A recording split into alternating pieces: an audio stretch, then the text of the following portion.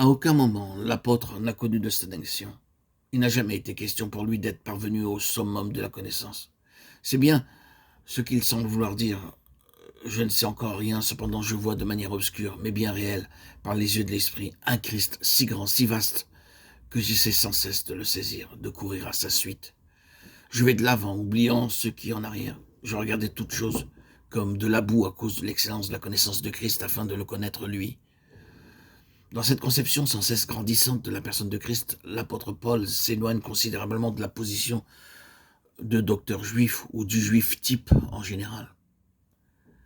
Paul a commencé par cette conception juive du Messie avec la part d'inconnu qu'elle renferme. Il est tout à fait impossible d'en donner une définition précise. Une grande incertitude plane dans la pensée juive quant à leur Messie tant attendu, pensée qui ne va pas au-delà d'un certain point.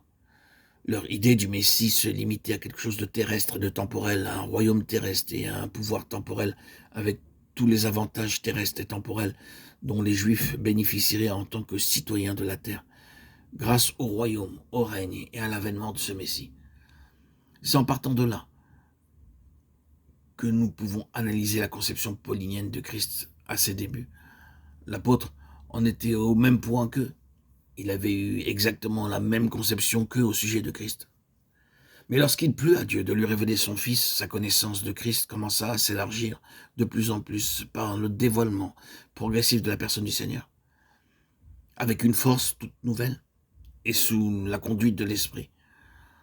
Paul place dans notre champ visuel la nature et l'immensité du royaume de Dieu et du Fils de son amour. Les Juifs attendaient un royaume terrestre d'où jaillirait la délivrance et la bénédiction. Christ avait fait infiniment plus que cela. Il venait d'opérer en leur faveur une rédemption cosmique et non une simple délivrance de la puissance de Rome ou de quelque autre pouvoir temporel. Mais il s'agissait d'un affranchissement total de la puissance du mal à l'échelle de l'univers entier. Il nous a délivrés du pouvoir des ténèbres et nous a transportés dans le royaume du Fils de son amour. Colossiens 1,13. Paul, donc, devait apprendre au moins deux choses.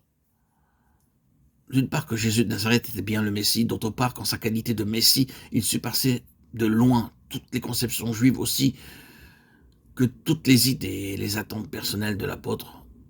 Paul n'a pas seulement appris à voir en Jésus le Messie, mais aussi à placer ce Messie merveilleux 1000 fois au-dessus des conceptions, des attentes et des idées les plus poussées qu'il avait pu formuler lui-même.